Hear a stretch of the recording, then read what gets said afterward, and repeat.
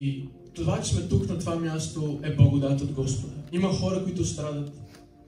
Има хора, които са убивани заради вярата си. Но Господ в момента, знаеш, че ти е дал възможност да стоиш на това място и да се получаваш. Защото Той иска да привлече вниманието ти. Защо иска да привлече вниманието ти? За да може да те подготви за бъдещето. За да може да те екипира за това, което предстои в живота ти. За да може, когато Исус Христос дойде, ти да не бъдеш учуден.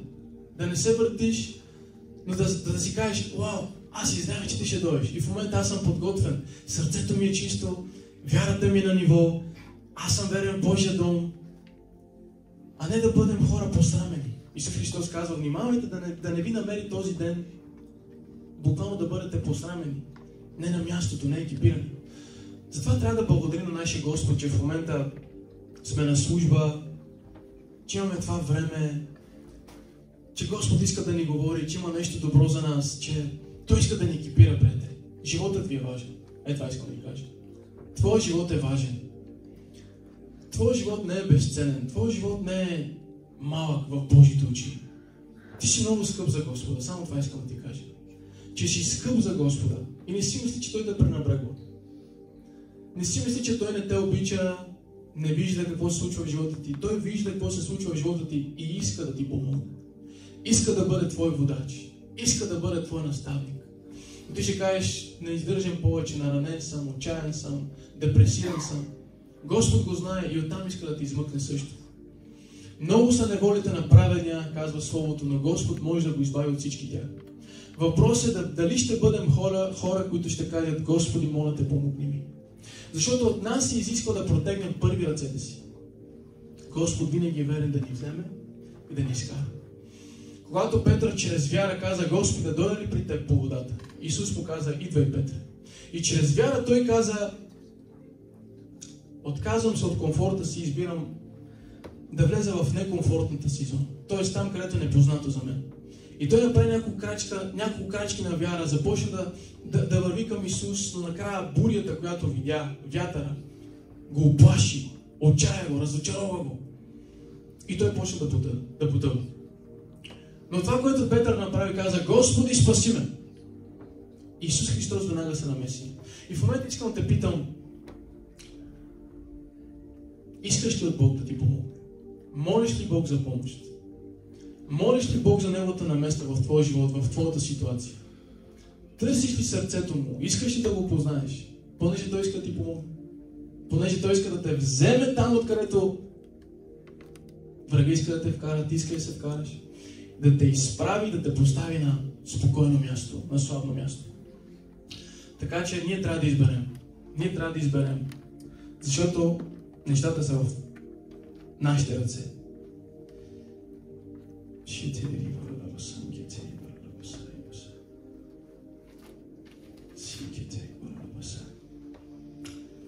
Благодарим Ти, Господи. Благодарим Ти. Благодарим Ти, Святи Дух. Доверяваме се, Господи, знаем, че Ти днес ще ни благословиш с Твоето присъствие, с Твоето Слово.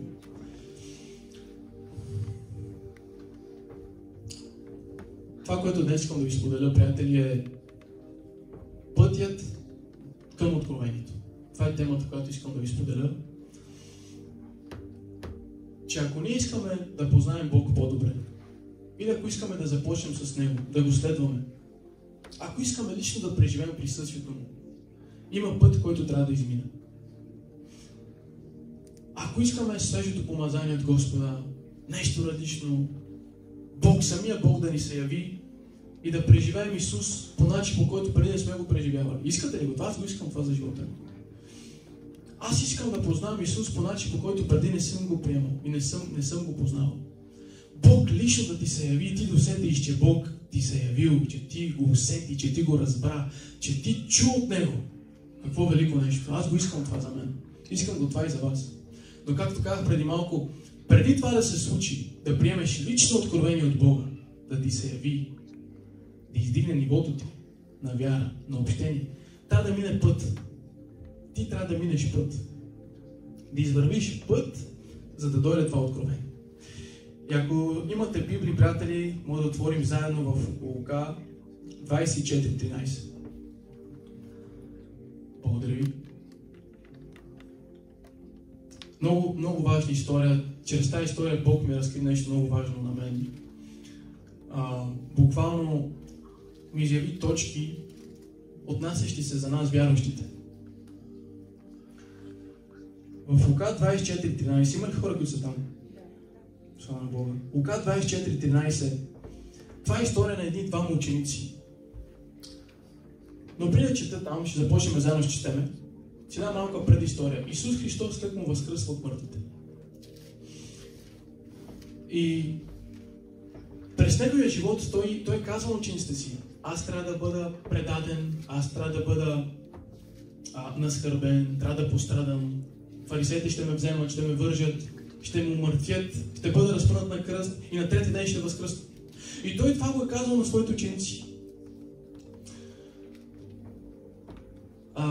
Какво се случва? Мария Магдалена и още една жена отиват на гроба на третия ден, за да видят Господа.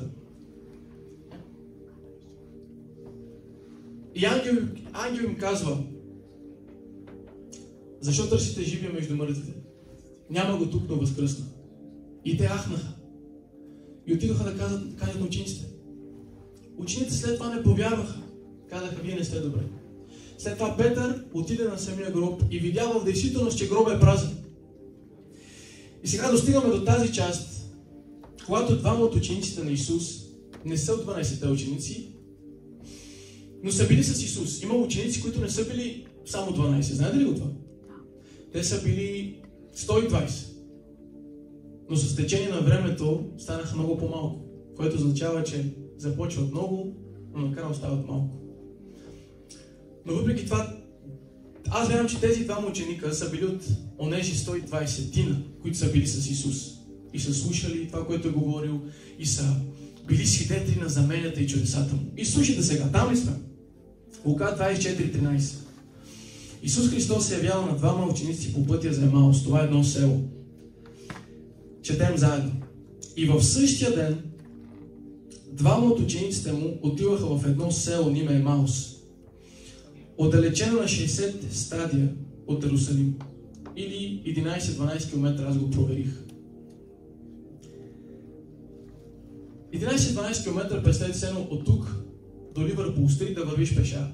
И знаете ли колко часа? 3 часа и половина. Те са нямали магарета, не се описва тук да има магарета, коли, коне. Те са вървели пеша. И пътят им до там бил 3 часа и половина. Те разговаряха помежду си за всичко онова, което се бе случило.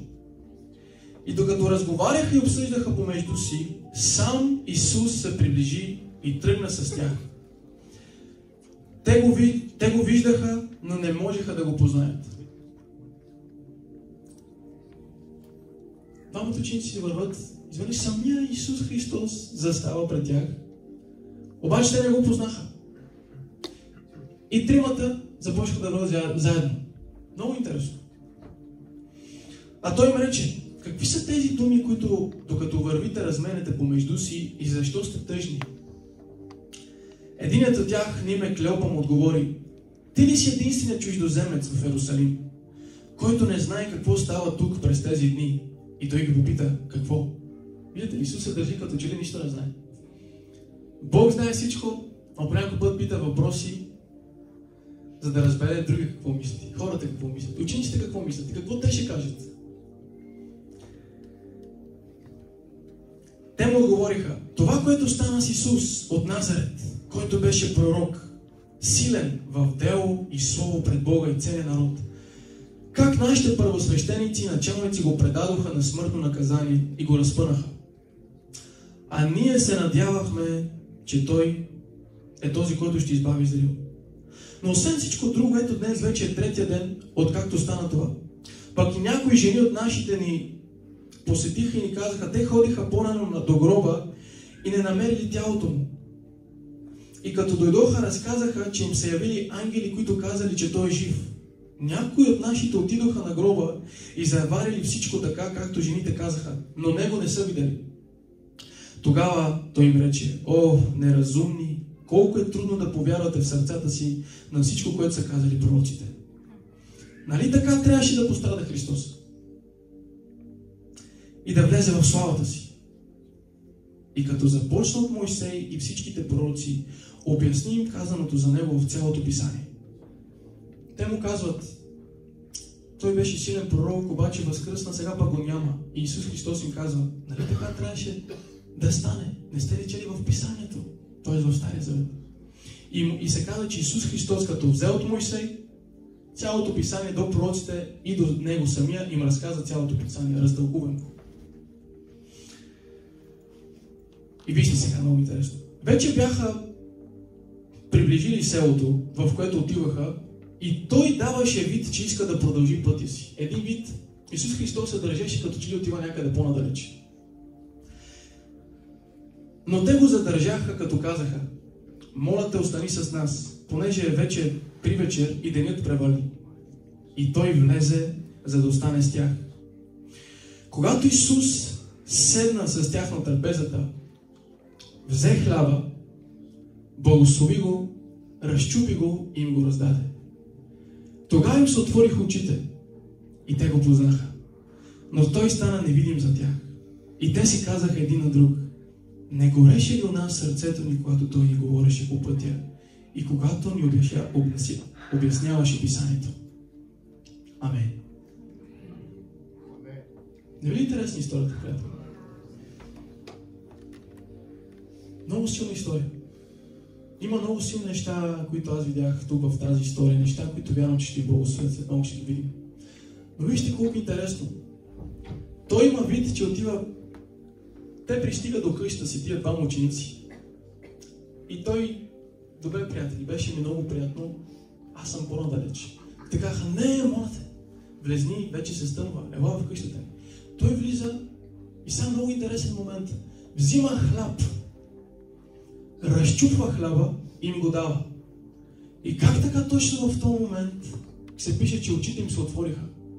Очите им се отвориха и те го познаха, че той е Месията. И като го познаха, той изведнъж стана невидим. И чуйте какво се казват: вау, не гореше ли сърцето ни, значи ние подозирахме нещо. Не гореше ли в сърцата ни огън, когато той ни говореше? Татко, благодаря ти.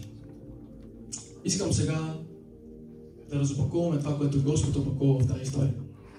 Защото ще бъде много силно за всички нас. Има неща, които Господ иска да ви разкрие по-отделно. Има неща, които тук са ключови за нашия християнски живот. Така че нека да ги видим заедно. Добре. Отиваме в стих 14. Те разговаряха помежду си за всичко това, което се бе случило. Миналото винаги ще се опита да ти повлияе. Сега, ако нашия Господ Исус Христос иска да ходи с теб и ти започваш своя път с Него, обаче ти не го разпознаваш. Той до теб, той с теб, той говори, но ти не го виждаш ясно. Това, което ще ти попречи на теб, е твоето минало. Кажи: моето минало. Това, което учениците направиха, когато Исус каза: за какво си говорите? Ами в онези дни ние очаквахме, той беше пророк. Ние очаквахме това, но не се случи това. Ние очаквахме това да направи, но той не го направи. Ние бяхме разочаровани, наранени. Винаги твоето минало ще се опита да те спре от това, което Господ има за теб. Твоето минало ще иска да затвори, да запуши настоящето, в което ти трябва да бъдеш буден, тресвен, на позиция, за да приемеш от Бога. И ако Господ ти подготвил нещо добро в бъдещето, миналото няма да ти позволи да го вземеш. Знаеш ли защо? Защото ще си кажеш: това, което преминах, просто много е тежко. Не мога да продължа напред. Огорчението. Миналото ще използва огорчението в живота ти. Миналото ще използва разочарованието в живота ти. Миналото ще използва лоши ситуации, лоши моменти от живота ти, за да те спре. Ти трябва да го победиш. Те си говореха, обсъждаха всичко, което бе станало в миналото. Миналото се опитваше да им повлияе, за да не гледат към новото. Защото Господ иска да направи нещо ново в живота ти. Мога да кажа заедно с мен: Господ иска да направи нещо ново. Ние трябва да забравим това, което се случило преди години, преди месеци. Защото това хора. Това е нещо, което иска да ни дърпа назад. Трябва да го забравим. Добре, стих 15, много интересно. Слушайте стих 15, ако сте с мен. И докато разговарях и обсъждаха помежду си, сам Исус се приближи и тръгна с тях. Те го виждаха, но не можеха да го познаят. Как така? Как така? Как така Исус ще е до мен? Как така ще говоря за Исус? Обаче аз няма да мога да го позная. Много лесно. Когато духовните очи са затворени, не физическите, духовните. И когато духовните уши са запушени, дори самия Исус Христос да ходи с теб, ти можеш да не го познаеш. Нека да видим. В други преводи се казва, силата на очите им бе отслабнала. Защо така? Възможно ли силата на очите да отслабне, дори Бог да доноси? Дори Исус Христос да иска да ходи с нас. Нека да видим. Какво пречи на човек да не чува и да не вижда? Матей 13-15. Затова им говоря с притчи, казва Исус. Защото гледат, а не виждат. Слушат, а не чуват и не разбират. В тях се изпълнява пророчеството на Исаия, което казва: с уши ще чуете, но никак няма да разберете. И с очи ще гледате и никак няма да видите. Защото сърцето на този народ е задебеляло. И с ушите си тежко чуват. И очите си затвориха, да не би когато видят с очите си, да чуят с ушите си и да разберат със сърцето си, да се обърнат и аз да ги изцеля. Колко това се сещате това, което Исус Христос казва: който има уши, нека слуша. И пак на други места: който има уши, нека слуша. Чакайте малко. Всички до Исус, аз вярвам, че имаха уши. Но Той говори за други уши. Ушите буквално на духът ни. Тези, с които като чуем Божия глас, ние реално разбираме това, което Той иска да комуникира с нас. По същия начин с очите. Това, което пречи на нашия духовен поглед, сега ще разберете какво е. Отново в Матей. В притчата на Исус за семето и сеяча, знаете ли тази притча? Нека да видим, само да направим една кратка скоба. Матей 13:18, ако сте там. И тъй чуйте какво означава притчата за сеяча. При всеки, който чува Словото за царството и не го разбира, кажи не го разбира. Идва лукавият и грабва посятото в сърцето му. Ето какво означава посятото край пътя. А посятото на каменисти места, това е онзи, който слуша Словото, с радост го приема, но няма корен в себе си. Кажи корен. Корен в себе си и е непостоянен. Щом настъпи притеснение или гонение заради Словото, притеснение и гонение е когато ти избереш да изпълниш Словото и да бъдеш покорен на Бога. И когато дойде врага с неговите атаки.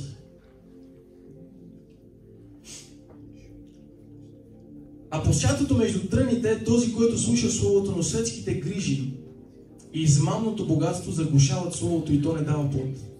А посятото на добра земя е този, който слуша Словото и го разбира. Такъв принася плод. Кой дава 100-кратен, друг 60, а трети 30.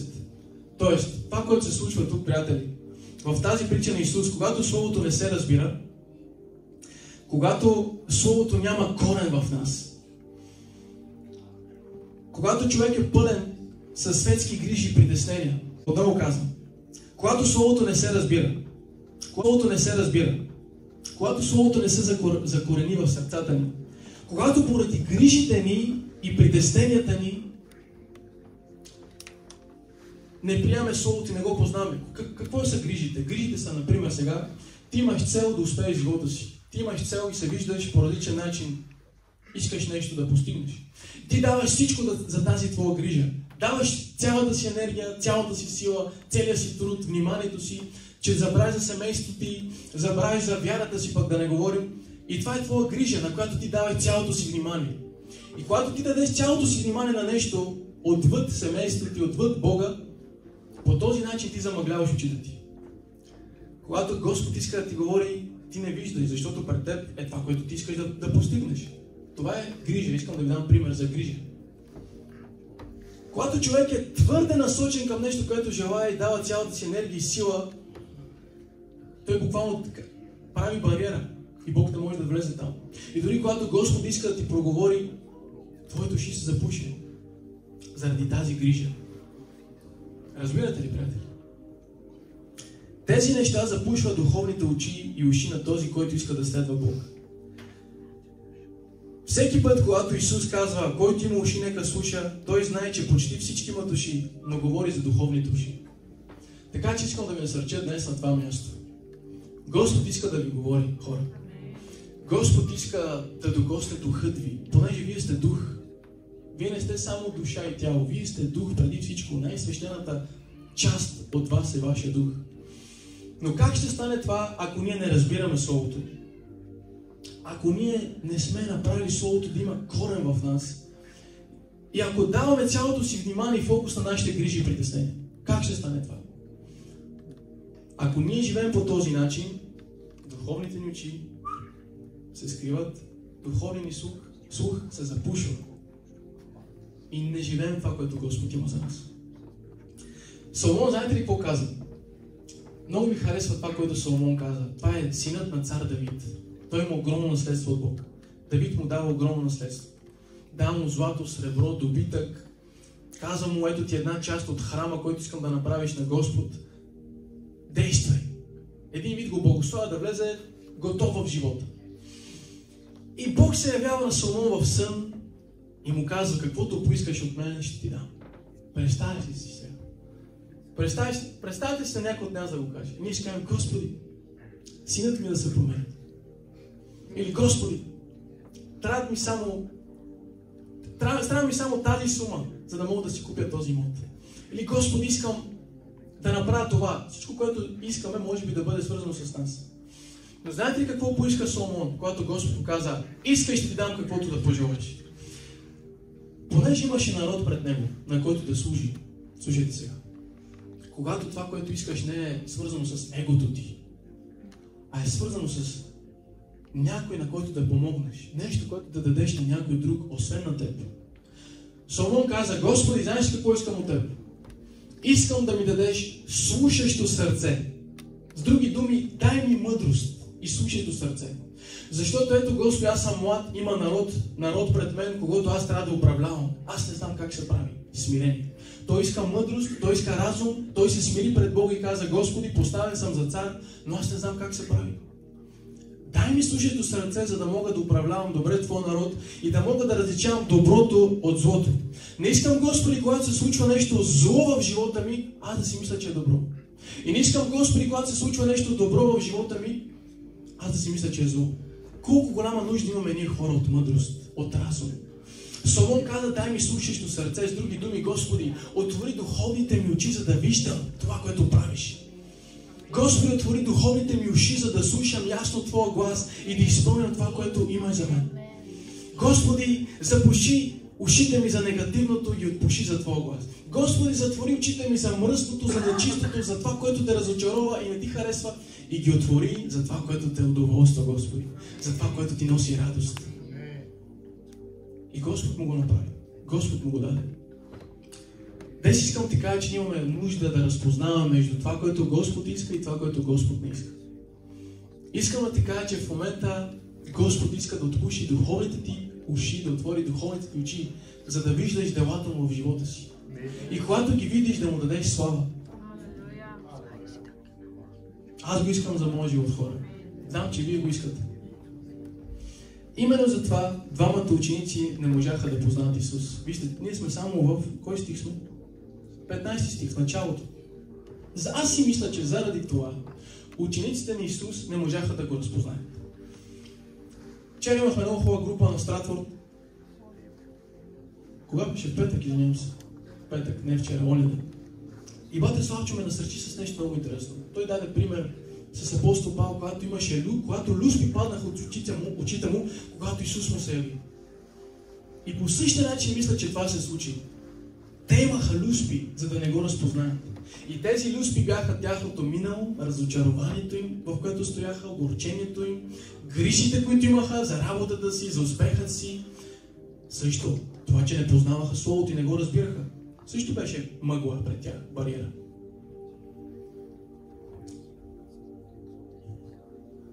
Затова, че предаваха фокуса си на различното място, затова, че имаха грижи в сърцата си, които им пречеха да разпознаят Исус. Продължаваме да четем. На колко от вас ви е интересно това, което се говори, приятел? Слава на Бога. Стих 17, продължаваме от стих 17 надолу. А Исус им каза, слушайте сега, много интересно, какви са тези думи, които докато вървите разменяте помежду си и защо сте тъжни? Добре, Исус, ако е Господ и знае всичко, защо ги пита, какво си говорите? Знаете ли защо? Той няма нужда да... Той знае си какво си говорят, но искаше да разбере на него какво ще кажат. И това беше изпит. Защото Господ ще прати хора в живота ни, ще създаде ситуации, в които ще иска да разбере какво се крие в сърцето ни и какво ще му каже. Когато дойде ситуацията, когато дойде човекът, какви думи ще излизат от нас? Думи на оплакване, думи на обезсърчение, думи дори на проклятие, или думи на доверие, или думи на вяра.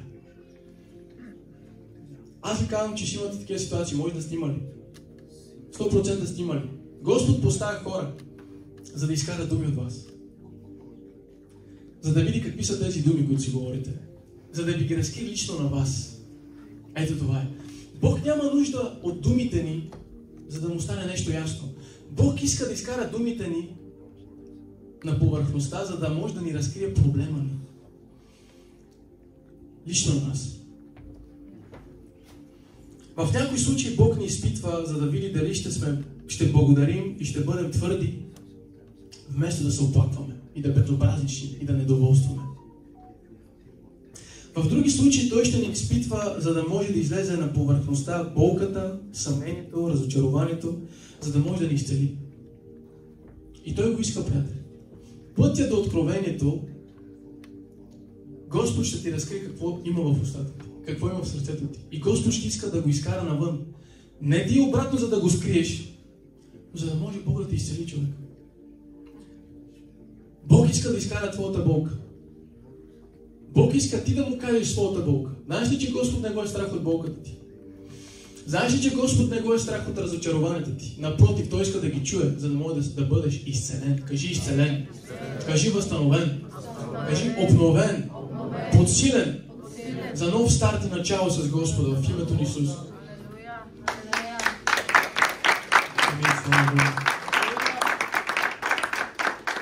Вижте какво казва Давид в Псалм 139, 23.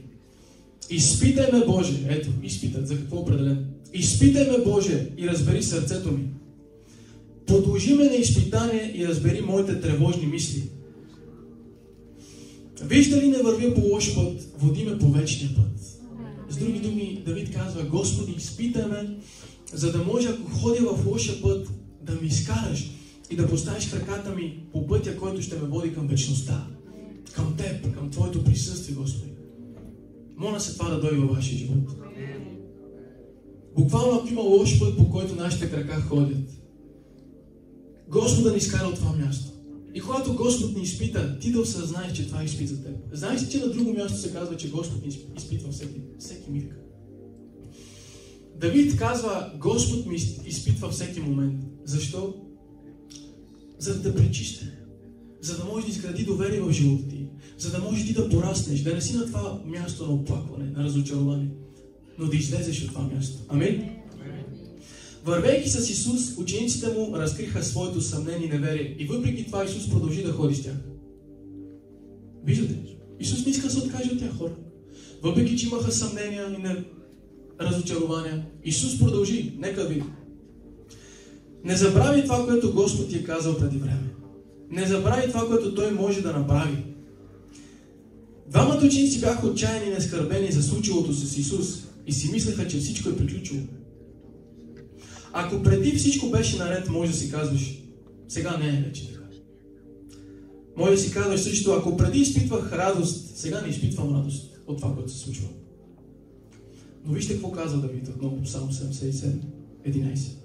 Ще си спомням делата на Господа, да. Ще си спомня Твоите чудеса от древността, Господи. Как? Когато разсъждавам на тях, когато ги изучавам. Друго нещо, което учениците направиха. те имаха неточно разбиране за Исус. Може да кажеш неточно разбиране за Исус. Вижте в стих 19, какво се казва, с 19 и 21. И той ги попита, какво? И те му отговориха, това, което стана с Исус от Назарет, който беше пророк. Тоест, те казаха, Исус от Назарет, този, който беше пророк. Те си мислеха, че Исус е само пророк. И те казаха, той беше пророк. Сега не, защото го няма в живота ми. Защото не се движи в живота ми. Защото не виждам нищо хубаво в църквата, в семейството си, в бъдещето си, на работа си място. Той беше едно време, но сега вече не. Това, което те казаха. Не е точно разбиране за Исус. Това, което е бил преди, той ще бъде нещо повече сега. Той ще бъде нещо пак двойно по-силно в бъдеще. И ти трябва да го знаеш. Че Господ може да направи повече от това, което мислим или искаме.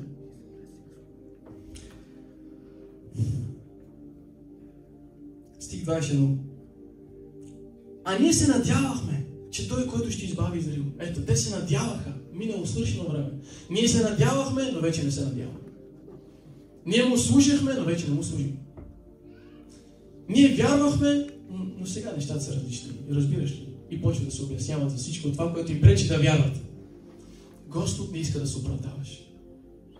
Господ не иска да мислиш за Него по начин като този. Той беше Исус тогава, в миналото.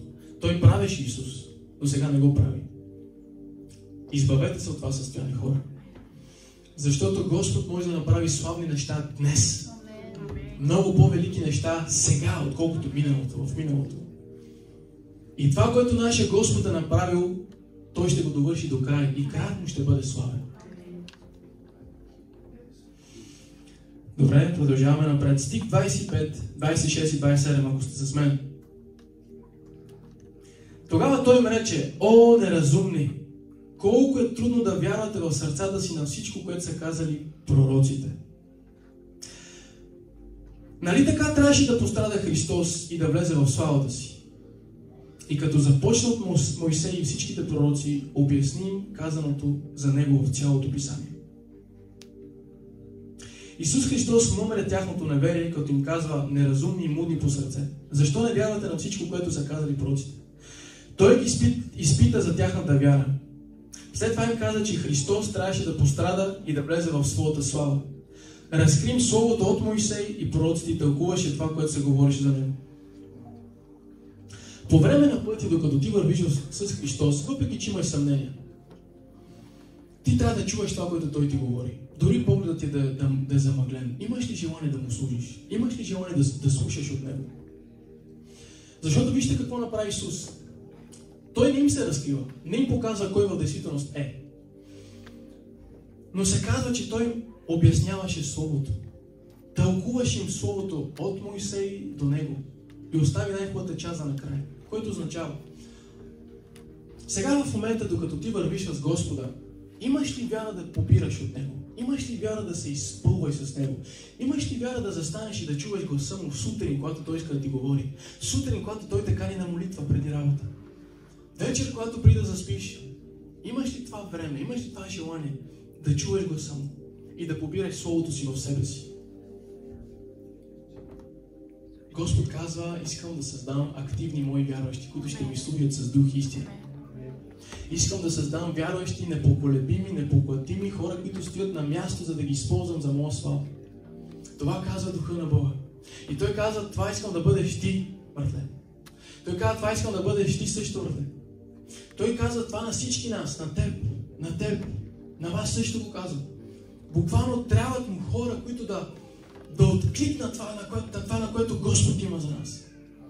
Ще слушаш ли гласа Му, докато върви с Него? Искаш ли да вървиш с Него? Той иска да ти разкрива. Той иска да ти тълкува писанието. Той иска да ти обясни. Аз виждам тук Святия Дух. Да, тогава Исус се явяваше на тия двама ученици, но сега Святия Дух е до нас. Сега Святия Дух казва Словото, който го приеме, той става част от Него, обитава в Него. И Той ще ви разказва за велики тайни неща, които не сте знаели. Нека да откликнем на гласа Му. Има ли хора, които искат да го направят? Той иска да ни говори всяка сутрин, всяка вечер. Той иска да говори за семейството ни. Лично да ни се прояви. Стих 28-29. Много интересна част, слушайте. Вече бяха приближили селото, в което отиваха. И Исус изглеждаше, че иска да продължи пътя си. Вау! Но те го задържаха, като казаха: остани с нас, понеже вече е привечер и денят превали. И той влезе, за да остане с тях. Знаете ли какво виждам в тази история, хора? Ще има момент в живота ти, може вече този момент да е в миналото. Ти вървиш с Господ Исус Христос и в теб има интерес да си до Него, да Му служиш, да бъдеш в църквата, да се молиш. Но се случва така, че Исус Христос дава знак, че се отдалечава от теб. Колко хора в този момент ще спрат Исус и ще Му кажат недей или ще кажат: добре, достатъчно беше? Колко хора ще направят това, което тези ученици направиха? Те си казаха: не, Господи, моля те, ела в домът ми. Извикаха. Вярата им откликна. Направиха нещо, не допуснаха Господ да си отиде. Ти какво правиш? Ти какво правиш, когато изглежда, че Господ се отдалечава от теб? Какво правиш, ако в момента си мислиш дори, че Господ отсъства от живота ти? Съобразявай с това, казваш си: ами Господ се отдалечава. Достатъчно ми е това, което се случи вече. Знам достатъчно. Имам достатъчно. Получил съм вече това, което искам. Хубавата къща, достатъчно финанси, които съм спестил. Имам необходимо всичко. Господ беше с мен. Господ ми помогна. Вау! Това е изпит, хора. Това също е изпит. Исус Христос ще изгледа, че се отдалечава. Той каза: знаеш ли, ти си към селото. Аз отивам на север. И представи си сега, отчаяния християнин. Отдалечавай се. Добре, тръгвай. Благодаря ти все пак за всичко. А Исус искал да кажеш: не, продължи с мен. Ела в дома ми. Но ти не си го направил. И сега отчаяният християнин, разочарованият, огорченият ще каже: добре, Исус, все пак и ти си изморен. Продължавай. Продължавай. Айде. Нали, ти загрижен за Исус, ти го караш да се прибере. А той е загрижен за теб, да дойде в твоя дом. Този човек, този тип човек е онзи, на когото всичко му е достатъчно. Достатъчно ми е това, което слушва в църквата. Приех своето благословение, Исусе. О, гледайте, разтълкувам и цялото слово все пак. Имам достатъчно от теб. Разбирам някои неща вече, станал съм на ти. Нямам нужда повече от теб, Исус. До нови срещи. Това не бива да бъде така, хора. Исус никога не иска да те оставя. Знаеш ли го това? Въпреки че става вечер, Той не иска да се прибере. Той иска да дойде в твоя дом. Той иска да дойде дълбоко в твоето сърце. В моменти, в които си мислиш, че вече знаеш достатъчно, претърпял си достатъчно, знаеш вече много неща. Не. Нищо не е свършено. Кажи: нищо не е свършено. Защото Господ иска да разкрива. Защото Господ иска да употребява. Защото Господ иска да влее живот в теб, да влее сила в теб, да влее мъдрост в теб, да издигне семейството ти, да издигне духа ти, да те направи силен и смел, да те направи мъдър, да те направи отговорен човек, организиран човек, целенасочен човек, целеустремен човек. Разбирате ли, хора, вие не трябва да се отказвате от Господа заради някого, заради нещо. Не. Нека всички изпити, които идват покрай нас, да кажем: изобщо не ме интересува това, което се случва, моят фокус е Исус. Знаете ли защо много хора падат долу? Защото фокусът им не е Исус Христос. Защото твоите очи трябва да гледат към Исус и това, което Той прави, това, което Той е, това, което Той си иска от теб, това, към което Той те води. Човек винаги ще разочарова. Ситуация винаги ще бъде тежка. Обстоятелство винаги ще бъде непоносимо, но Господ е верен. И винаги ще бъде верен. Добре, продължаваме напред, приятели. Много интересна история, нали? Това, което направиха учениците, беше следното. Те бяха жадни и гладни за Исус. Човекът, който не е гладен, не е жаден, ще изпрати Исус да се прибере вкъщи. В момента Господ иска да издигне глада ти. В момента Господ иска да издигне жаждата ти, за да го приемеш в дома си, в семейството си, надълбоко в сърцето си. Добре?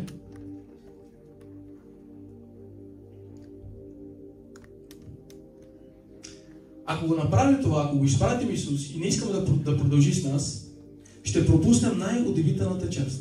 истинското откровение, от което ученикът на Христос се нуждае. До сега всичко, за което си говорим, е пътят към откровението. Нали сте с мен?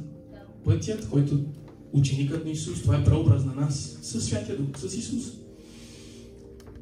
Това, което те направиха, че не се отказаха. И това, ако ти не се откажеш, означава, ще отидеш на място, в което Господ ще ти се открие. Господ ще затвори очите ти. Люспи ще се махнат. Ако има нещо, което го запуша от апи духовни, Господ ще ги махне. И ти ще видиш, ще чуеш, ще схванеш и ще ахнеш. Ще излезеш и ще бъдеш движиш се човек, който буквално благовества и разказва на всеки това, което Господ е и това, което Господ прави. Но слушайте сега. Най-интересното ето тук. Стих 30. И когато Исус влезе, вижте колко лесно влезе. Те му казаха, моля да остани. Добре, остани. Защото исках. Стих 30, но те го задържаха. Да, т.е. А когато Исус седеше с тях на трапезата, взе хляб. Взе един хляб. Взе хляба, който човеците ядат. Ние ядем. И като го разчупи, им го даде, за да го приемат. И когато те видяха това, което Исус направи, очите им се отвориха. Люспите паднаха. И те го познаха. Сега, това, което Исус направи, когато разчупи хляба, буквално Той им даде силно откровение, което се залепи за техния дух, че това е Той. Че Исус е Месията. Че е онзи, който вървеше с тях 3 часа и половина от тук до Ливърпул Стрит, е Господ. Това не е някой обикновен човек, това не е някой от улицата. Това е Исус. Исус Христос взима хляб и го разчупва. Хляб не може да се приеме, ако не бъде разчупен. Нали така? Взимаш ли си хляб вкъщи и да почнеш да го поемеш цели? Ти трябва да го щупиш, ти трябва да го нарежеш, нали така, за да го приемеш. Исус Христос им показа нещо много интересно. Лично на тях им го разкри. Той им каза следното. Разкри им следното. Ако аз не съм разчупен за вас и за всички хора, ако моята кръв не е пролята и моето тяло не е разчупено, пребито, и ако аз не пострадам за вас, вие няма как да се върнете при Бог Отец. Няма как да бъдат изтрити греховете ви. Няма как да ви дам божествено ДНК. Няма как да ви дам бъдещи надежда, ако аз като Господ не бъда разчупен, за да мога да ви дам да ядете от мен. И когато вие ядете от мен, тогава буквално очите ви се отварят, приемате сила в духът си, приемате новото създание, което искам да бъдете. И вие се връщате при Бог Отец.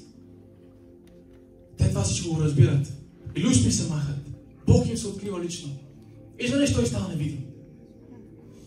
И след това те си казват: вау! Не гореше ли в сърцето ни огън, докато Той говореше с нас по пътя и докато Той вървеше с нас? Едно от нещата, които ще помогнат на твоята вяра да вървиш с Исус и да не се отказваш, е да имаш огън в сърцето си. Дори да бъде студено навън, дори обстоятелствата да показват, че нещата не вървят, ти трябва да топлиш себе си с огъня, който е в теб. Това огън, който ще приближава очите ти към Святия Дух. Огън е в теб, който ще насочи очите ти към Господа. Огън е в теб, който винаги ще те кара да бъдеш на колене и да издигаш ръцете си към Господа. Защото във време, в което не очакваш, Господ ще ти се открие. Господ ще се направи явен за теб, за твоето семейство и за ситуацията, която ти е неясна. Господ ще го направи. Когато разчупва хляба, ти благодари, както и на последната вечеря, Той в действителност им дава себе си и показва какво действителност претърпя, като даде тялото си да бъде пречупено заради нас. И тогава се казва, очите им се отвориха. Което означава, че се нуждаем от лично откровение от Исус, за да го познаем по-добре и очите ни да се отворят по нов начин. Той разчупи хлябът. Той им разкри свръхестествено своята жертва на кръста, чрез разчупването на хляба. Те познаха, че това, което Господ Исус Христос, че това е Господ Исус Христос. Тогава дойде откровението за Словото и за случилото се. Понеже преди устата им да приеме този хляб, хлябът трябваше да бъде разчупен, за да се приеме. Когато това направи нашия Исус, дойде като живия хляб, който трябваше да бъде разчупен, за да можем аз и ти да приемем вечен живот. Чуйте се какво се казва. Йоан 6, 47. Истина ви казвам, който вярва в мен, има вечен живот. Йоан 6, 50, 51. Това е хлябът, който слиза от небето. Исус. За да яде човек от него и да не умре. Аз съм живия хляб, който е слязал от небето. Ако яде някой от този хляб, ще живее до века. И хлябът, който аз ще дам, е моята плът, която аз ще дам за живота на света.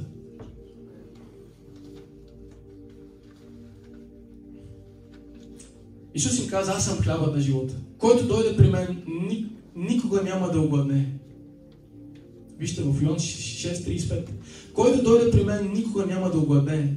И който вярва в мен, никога няма да жадне. Продължаваме. Матей 26. И когато ядяха, Исус взе хляб на вечерята с учениците. Благослови го отново и го разчупи. И като го даваше на учениците, каза, вземете, яще. Това е моето тяло. Взе и чашата и като благодари, даде им и каза, пийте от нея всички. Йоан 12.24. Истина ви казвам, ако житото зърно не падне в земята и не умре, то си остава просто само. Но ако умре, дава много плод. И това илюстрира отново Исус. Той се представя като житно зърно. С други думи, като житно зърно или пшеница, когато видим на полето, нали знаете, виждали ли сте полета? Големи декари, полета с пшеница. В действително всичко това, което виждаме там, един ден става хляб. Става хляб, става продукт. И Господ казва, аз умирам за тях, за да получа един огромен продукт на всички вярващи. Аз давам себе си като зърно, което като умре да даде 100-кратен плод. Последното нещо, с което искам да завърша е историята с Стефан, когато очите му видяха Божията слава. Знаете ли тази история? Стефан беше избран да прислужва на трапези. Апостолите се казва, че имаха длъжност да проповядват и не можеха да служат на трапези. Тоест, как така с трапези? Тогава в миналото е трябвало някой да се ангажира да помага на вдовиците, на жените с храна. Разбирате, да ги обгрижва. И те казаха, трябва да намерим някой добър, одобрен от Бога, да има добро име пред хората. И те избраха един човек, име Стефан. И той каза, аз ще го направя, ще служа на трапези. Какво означава това? Аз лично вярвам, че това е смирение. Той отиде и го направи с цялото сърце. Въпреки че позицията не му беше като на апостолите, той отиде и го прави с сърце. Помагаше, раздаваше храната. С радост и любов. И един ден застана пред фарисеите и книжниците. И каза, че имаше доста фарисеи и книжници. Тези хора бяха много напред в религията и във вярата, но не познаха Исус. И казват, че когато Стефан отвори устата си и прогласи Словото от началото до края и казва, че ги ушили в сърцата. И те скърцаха със зъби заради духът, заради мъдростта, заради вярата, с която той говореше. И взеха камъни и го биха. Буквално с камъни. И докато го биват с камъни, знаете ли какво се случва? Стефан казва, Господи, моля те, прости им, те не знаят какво вършат. Вау! Хора, това го казва човек пълен с духа. Това го казва човек, който е готов на всичко за Христос. Днес искам ти кажа, нека да не обвиняваме хората. Кажи на човека, който е срещу теб, кажи, Господи, той не знае какво върши. Прости му, защото аз му прощавам. И знаете ли какво се случва? Когато той го каза това, той каза това, което Исус каза. Господи, прости им, те не знаят какво вършат. Видите ли, че когато си близък с Христос, когато общуваш с Него, когато ти ставаш едно с Него и вършиш това, което Господ е вършил.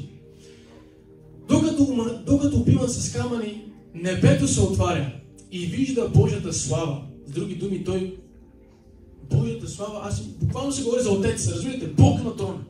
И Исус Христос стоящ до Бога. И той го каза, вау, виждам Божията слава, Исус, което означава, приятели, че неговото пречупване доведе до славата в живота му. Аз също вярвам, че той също се пречупи.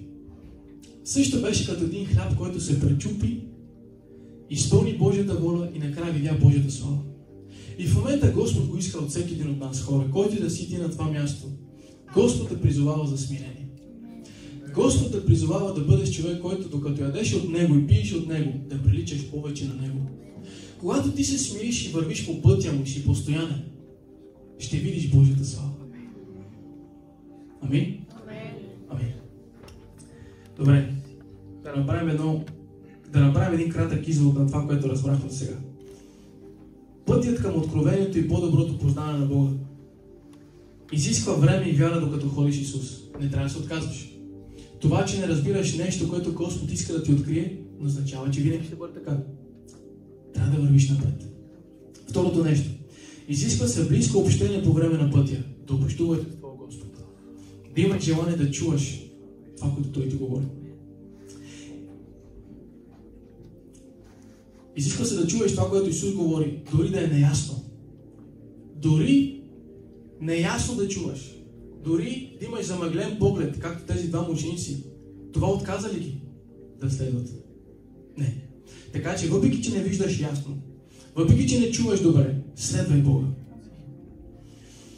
Изисква се да гледаш това, което Той прави, дори да е мъгливо. Трябва да имаш жажда и глад към думите Му и огън в сърцето си. Трябва да го поканеш в дома си. Тогава Той ще ти разкрие себе си по начин, по който не си го познал преди, чрез ново откровение и преживяване. Когато ти вървиш с Господа, когато ти го следваш, когато ти имаш вяра, когато в сърцето ти гори огън, както казаха тези ученици, не гореше ли огън в сърцата ни, докато този ни говореше, те не знаеха, че Исус? Има моменти, в които ти усещаш глас, този глас е Господа. Има моменти, в които ти си насочен на някъде. Това е гласът на Господа, който иска да те предпази, който иска да те съветва, който иска да те насочи. И докато ти си огнен и гори в сърцето ти желание да го познаваш, тогава Господ ще те заведе на удивителното място. Място, в което очите ти се отварят. Очите ти се отпушват. И ти виждаш това, което Исус прави. И това, което Исус е направил. Така че благославям днес, приятели. Здравейте, хора! Ако това послание ви е докоснало, ви е благословило, моля да го споделите с ваши приятели. Също така да натиснете камбанката, за да може да се абонирате за този канал, за да получавате нови известия. Благодаря ви!